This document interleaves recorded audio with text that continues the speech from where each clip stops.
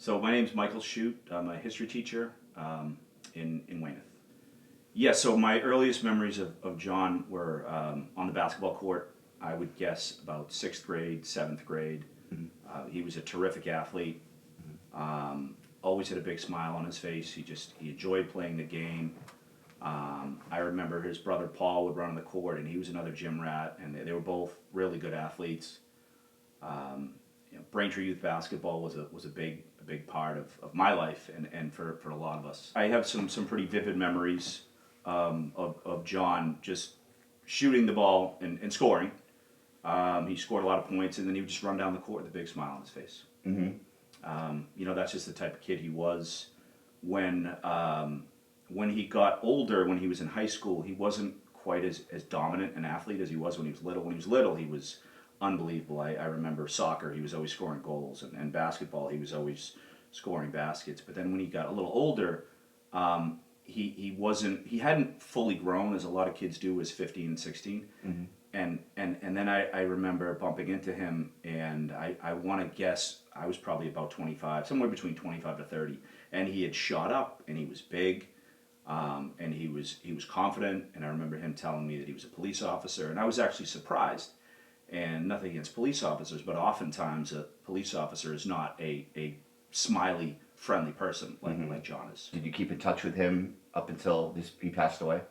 No, I didn't. We weren't very close. We would all, he was a grade below me. We would all hang out in the study hall before basketball practice, and I remember him as being pretty studious, and whenever there was a joke and we were joking around, he would just smile. He'd just laugh and smile, just a very, really pleasant kid. But we weren't friends outside of school, and that was really my only interaction with him. I didn't talk to him that often. I played basketball, I played football and baseball and basketball at Braintree High, and then I went over to Thayer Academy, and I really didn't see John after Braintree High School. And I bumped into his brother Paul, who was on a recruiting trip when he came to Trinity, and just he was a lot like John in the sense he's just a really nice kid, and I felt because of that Braintree connection we had, I felt like let me take this kid under my wing a little bit, and he was there with a couple other Braintree kids. I think he ended up going to another school, but he was like I said, very much like John, just a really nice kid. That's exactly what I would say too. Yeah, just a good kid, good family. Did you know Mr. O'Keefe? So I do remember. I remember him at the games. He was coaching. If you were at a BYB or Braintree Youth Basketball All-Star game, he might be one of the coaches or one of the dads on the sideline.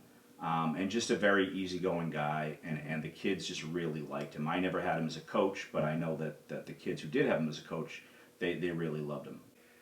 And I just remember how good he was, and I remember thinking, I want to be that good.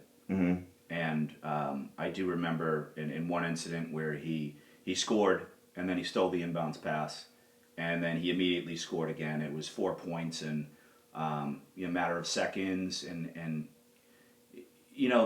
one of the things I do remember about his family is that they were there and they were cheering. They call him Johnny or they call him JJ. Yeah. And there was just a lot of positivity.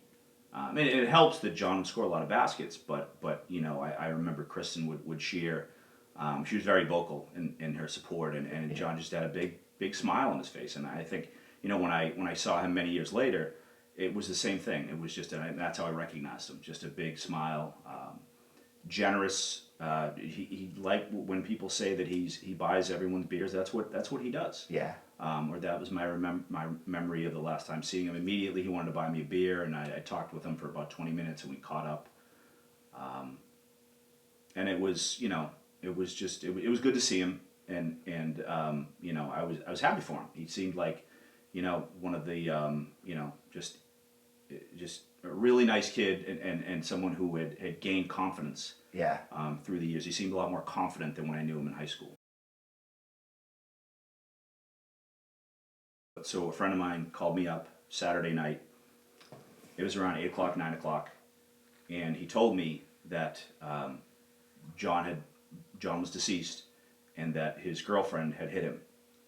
And and basically that she had backed up, and he must have been drunk, and he must have been knocked down, and then he had some bumps and bruises or something to that effect, and I immediately said that makes no sense, and he said you're right, but there was a taillight pieces that were there was some kind of a link to the house where he died, which is 34 Fairview, to that house, and then also John's house. And I remember that specifically. I didn't think anything of it. I actually felt bad. I honestly thought this woman's an idiot.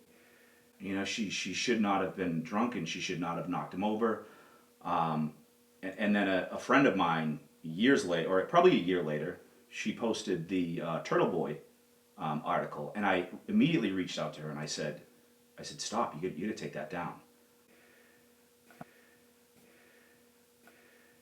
I think with Turtle Boy, I think you do get facts. He does bring the receipts, but then there's conjecture to his posts. But I didn't think that he had unlocked, you know, a scandal, a cover-up. Right. And then it took me a long time to finally recognize. After I had to read the articles, it had to be 2 or 3 articles in a row, and then more and more the pieces were put in place.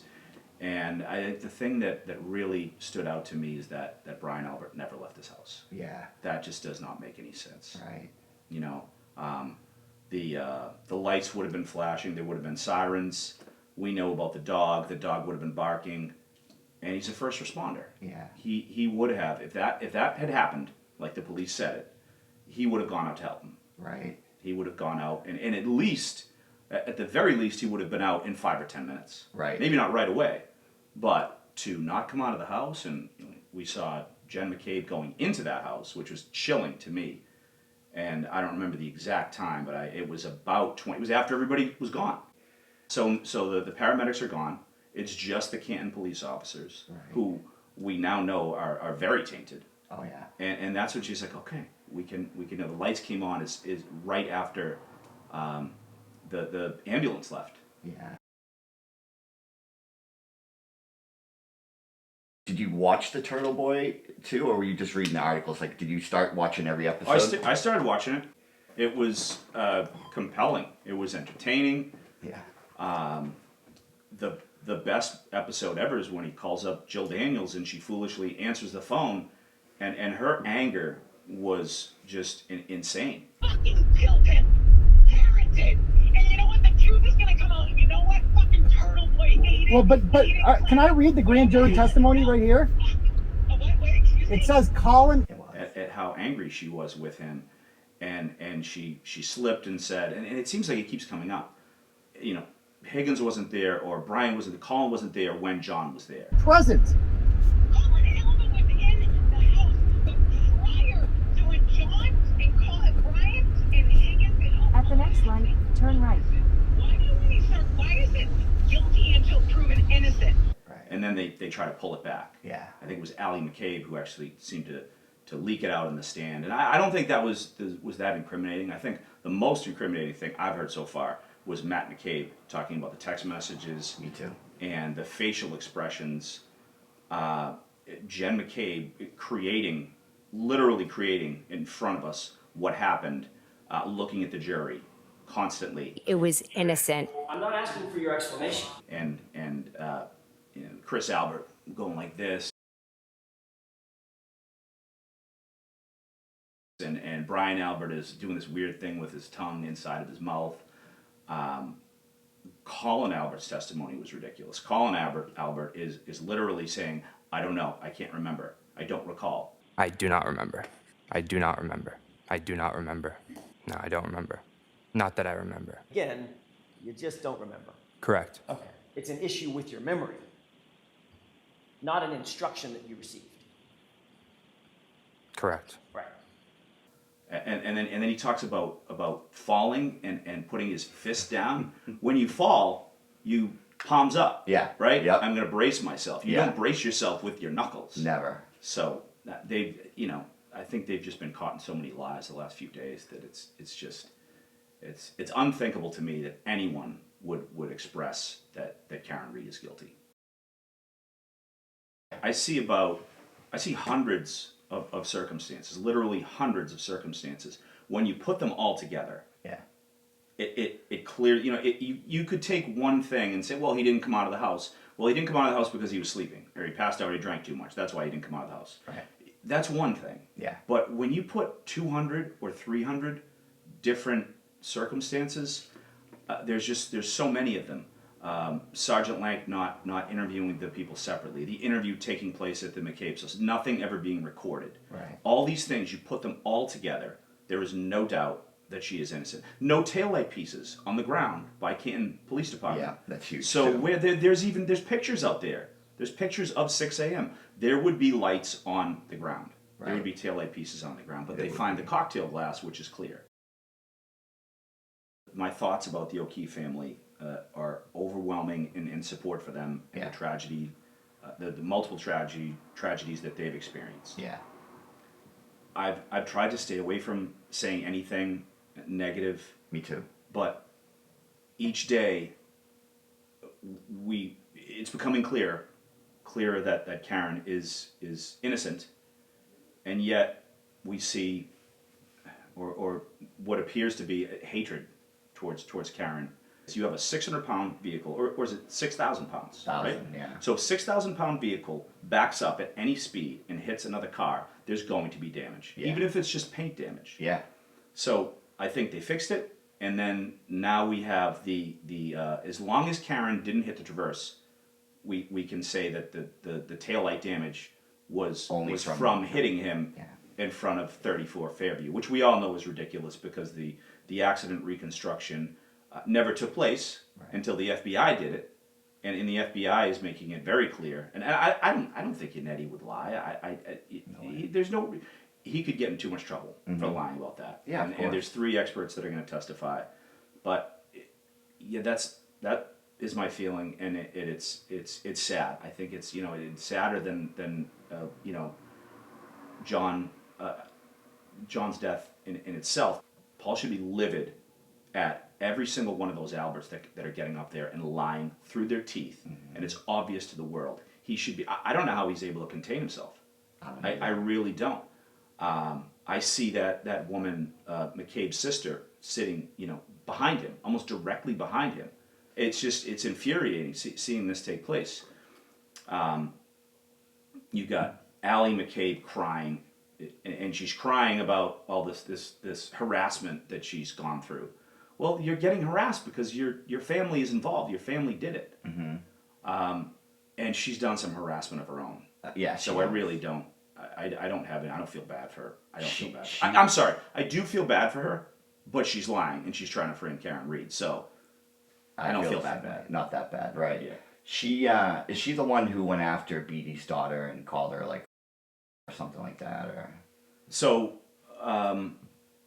what I know about that is that there's a witness that's going to testify to seeing Caitlin Albert and Jen McCabe basically berating Tom, and his daughter was there, and also another younger daughter was there. And their go-to line is you're banging a cop killer. And we've seen it on X. We've seen it on Facebook. We saw it with Jill Daniels in her little interview. Oh, you're banging a cop killer. It's always, for whatever reason, it's always sexualized. Yeah. But what I heard is that Caitlin Albert and Jen McCabe were a part of that. And then there's that separate incident, which I believe, I don't remember the woman's name, Jill Thomas, is that it?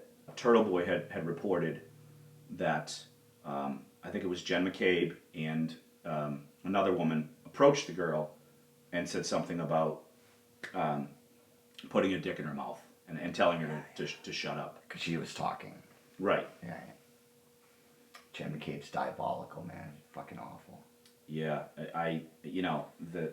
when she reenacted that Karen screaming Jen, Jen! Jen! that was one of the moments where you realize that this is an evil, manipulative person. She had rehearsed it Yeah. over and over, and she was enjoying it. She was enjoying. You could see her beaming after she came up with a clever answer. Yeah. And then she would catch herself and get nervous, and she would create. The eyes would go down. The eyes would go to the left. She'd look to the jury. She'd say something looking at the jury. I mean, just the whole thing with those people testifying is the pattern. Yeah. They're all doing the same thing. They're saying, I don't remember all the time. They even use the same word. They say, yes, yes, correct. Well, how do you avoid getting caught in a lie? You say one word, because it's easy. Yeah. And then... Can you rephrase that? They all say that. Right, yep. Yeah, can you use different words? I mean, Colin Albert, he didn't remember anything except that he got home at 12:10, and then Allie McCabe getting the news that her life 60 places her home. So obviously Allie must have driven him home later. That was riveting when she did not see that coming, and No. she freaked out. You didn't go home. You went through the home circle and completed a 7-mile drive somewhere, right? I guess. I thought I went home. Objection, Your Honor. Okay, I'm sorry, I didn't hear your answer. I believe I went home. I Okay. was completing my drive out my house. All right, but at 12:26 a.m. on January 29th, Yeah, and it's you know what she did? She followed the Darville pattern that we see with all of them, including the judge. You deny, you attack, you reverse victim and offender. So as soon as she's caught in a lie, that's when she's like, okay, well, I've been bullied, and Colin's being bullied, and it's not fair. Even Matt McKay. Oh, it's been 2 years ago. Okay, sorry, Matt. Sorry, you're inconvenienced about the fact that your family killed John, Right. and now you have to go along with the lies. Yeah. Well, you're a part of it.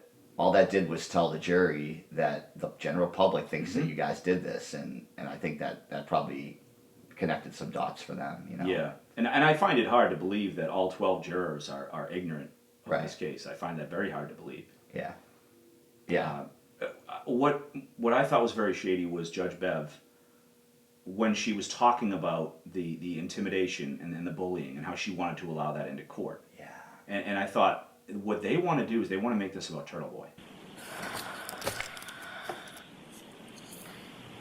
All right, so you were both in agreement on what's the defendant's motion to exclude irrelevant and prejudicial evidence regarding alleged harassment and/or intimidation of a witness, and the Commonwealth's for different grounds and different scope, actually. Motion to exclude mention of Aiden Kearney, AKA Turtle Boy, and his pending criminal charges for witness intimidation.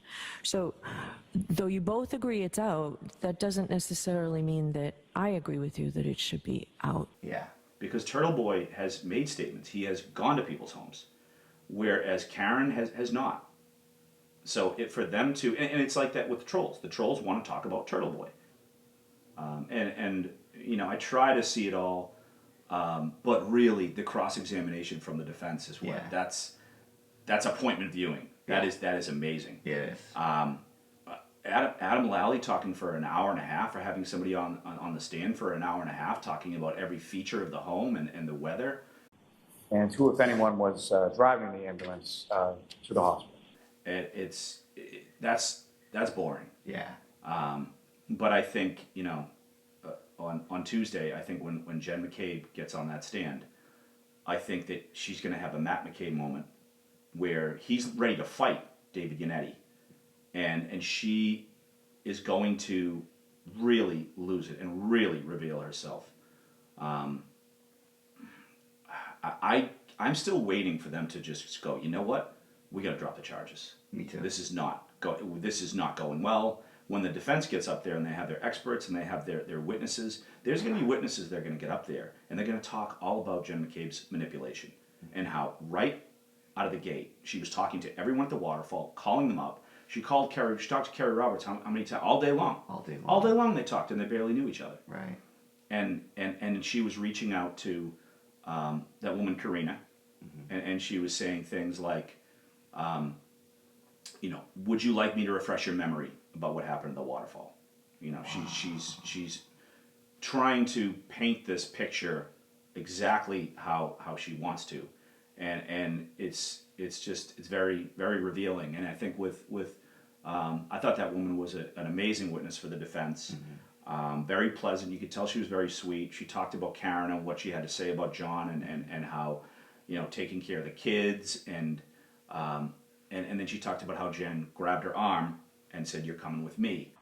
Did you believe it was important at that point to ask Miss Reed to come with you, which would separate her from John? There was never any idea of separating them. Except for the fact the idea was, you're coming with me, not you two are coming with me, correct? Incorrect. By definition, if she came with you, you'd be separating her from John, wouldn't you? So I think what's going to happen is you're going to see more of that type of thing, where we see Jen McCabe's manipulation. We see it. We see her,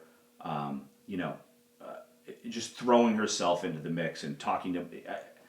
There's no way she wasn't planning this with Michael Proctor. Oh, of course. She's at his house. Yeah. She went to his house. How did you know that Karina said? Did they say that in court that Jen McCabe called her and said, "Do you want me to refresh your memory"? No. Where did that come from? No. Sean? It's just I know people in Canton. You do? Yeah. Oh, okay. I know people that have been through the Michael Proctor, and they've been through Jen McCabe, and they tried to rope them in and make them a part of their story that is being told in different ways by Jill Albert and Chris Albert and Brian Albert, all sort of on the same page. Carrie and Jen with their little timeline. And it doesn't. I know Carrie, and it doesn't. It's shocking that she's gone along with this lie. Can't believe it. But I think she's just one of many people that have they've just embraced the fantasy world. Yeah. That Karen is guilty because it's easier. Yeah. And I just think that it just speaks to weakness. Are you really going to try to put Karen Reed in jail for killing John when it's obvious that she didn't do it? And Carrie is was such a supposedly a close friend of John's. Yeah. I don't understand. We have to remember that. For me, I went a full year believing Karen is a dingbat who knocked John over, and John must have been wasted. Yeah. And that's why he got knocked over. Right. That was the narrative that was out there, and everyone accepted that blindly. And for the people that are directly involved in this, right, as it's unfolding, it's very hard to analyze it because you don't have all the facts. Right. So you have Jen McCabe, who is a master manipulator. Yeah. And then you have Carrie, who is just I think she's just a sweet kid, but she is needy. Yeah. And she can't think for herself. Right.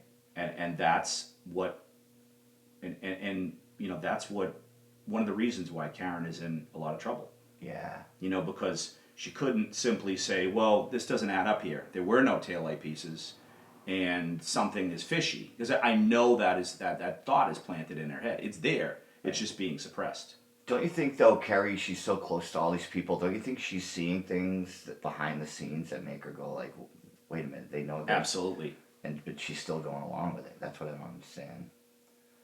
I wonder if Jen, I wonder what Jen, so Jen has a story for everybody, like how she talks to Paul and what that narrative is. And with Carrie, I wonder if Jen ever acknowledges that they really did it, or if she's just saying, we know Karen did it, we have to do whatever we can to get her. I think that's probably more like it. Like, we know Karen's guilty, so it's okay to lie about this and lie about that, right? Yep. Can you talk about Carrie, a little bit? I know you know Carrie, right? How do you know Carrie? Yeah. So I've known her, for a long time, high school, and then I dated her briefly when I was about 20 years old. Super sweet girl.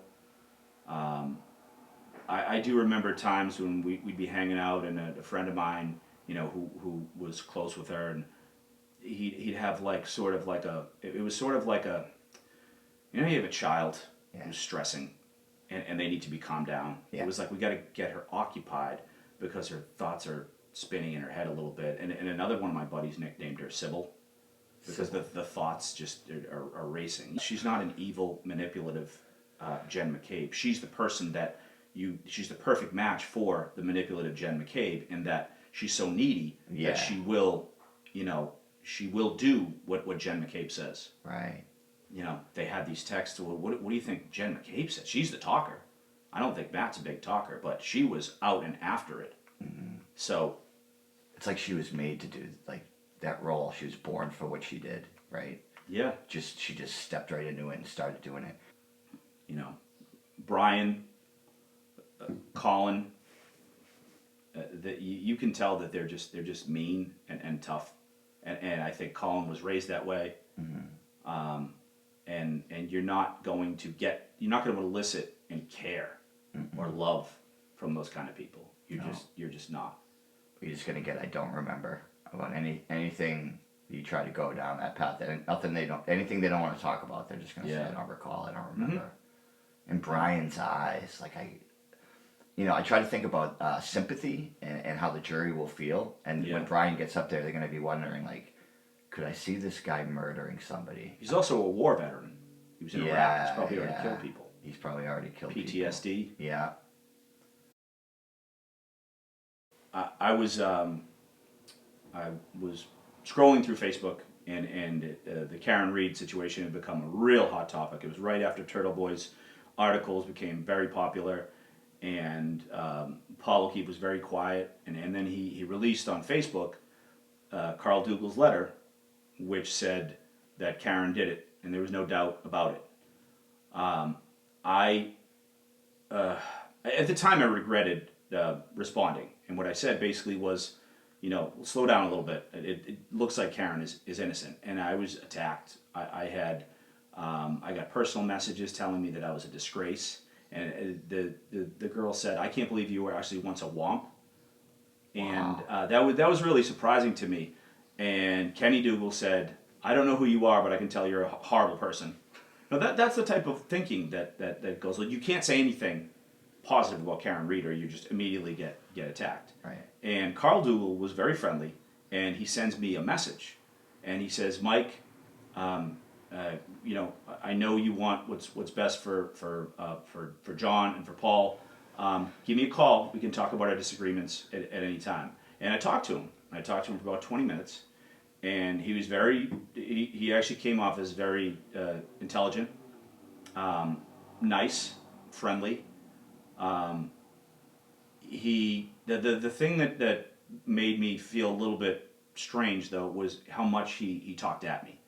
He didn't really want to hear what I had to say. He just wanted to get it out. And I thought, the whole reason he's talking to me, he's trying to convince me, and he must not want any narrative that is pro Karen Reed out there. But it was just strange. Like, why would you're a cop? Why would you reach out to somebody who was never close with Paul or John? Never close.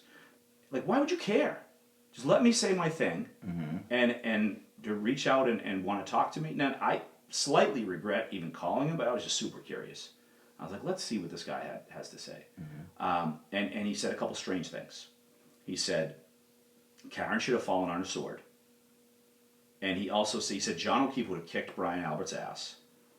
Other things that he said were the EDR data is going to prove that she did it, which to me that's a horrible, that's a Kevin style argument, that future prediction. Right. This is going to happen in the future. You can't be wrong. Right, because it's going to happen in the future. Right. And by the end of the conversation, I just couldn't wait to get off the phone because he was just boring the shit out of me. And he was nice. He was like, I just want you to keep an open mind. Keep an open mind. And at that time, I didn't think much of it, but I now feel like he's involved in this. Yeah. And I think he was the medium. I think he was the Proctor connection to the O'Keefe family, and I think that I heard he had the Traverse fixed. I don't know. It's probably something like that. It doesn't make plausible. It doesn't make any sense for him to be shoulder bumping Karen in court. I don't get that. Yeah, I think it's intimidation. I think that's all it is. Frustration, intimidation. You look at his wife in court. I don't think I've ever seen a more miserable person on the planet. It's not grief. Right. Whatever it is, it's not grief. Right. No, she seems to be someone that really hates Karen. Yeah. And the things she said under her, when she was exposed on Twitter with some of the things you read under that account, that anonymous account she had, are just disgusting things. Yeah.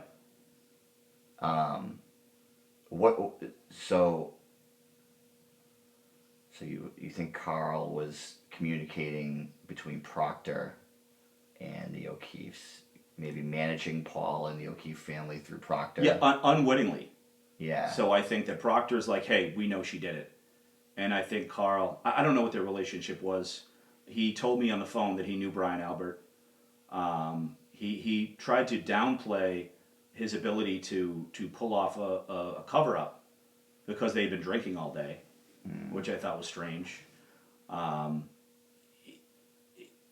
think that what happened is, for whatever reason, he was backing the blue Yeah. as a police officer, not John, who was deceased. He was backing the still alive police officers, and he probably believed. He probably believed them. He could have easily been like, "All right, Karen did it. We need to get the traverse fixed. Let's do it." You know, that's a possibility there. And then once you've done it, you're locked in. You are locked in, and you just committed a crime. Right. So, you know, almost like it had been a sort of like a non-malicious move that he made. Yeah. You know, which you know, according to Sean in the Gulf, that's how it works. Yeah. You know, we need this to happen. Let's do this. Let's get this fixed. Not that Sean would ever be involved in it, but he just knows. He knows how corruption it works. Yeah. And you know, like I said, he's the one who told me about that, and I think he's been really, you know, genuine and heartfelt, and you know, when he talks he's had conversations with Ken Dougal, and you know, he's bringing about a lot of humanity, and you know, it's unfortunate the way he's been attacked. People talking about his father too. His father being dead. Yeah. But it's just a massive movement to shut people up. It is. Yeah. You know, I'm jailing Aiden. Yeah. I mean, come on. I don't think, you know, like, he's no choir boy, but he didn't belong in jail. No way. And he just seized Karen's phones. Like, that was scary when that happened, wasn't it? When you heard that was going on, they just took Karen's phone. Tully went and took her phone. Yeah.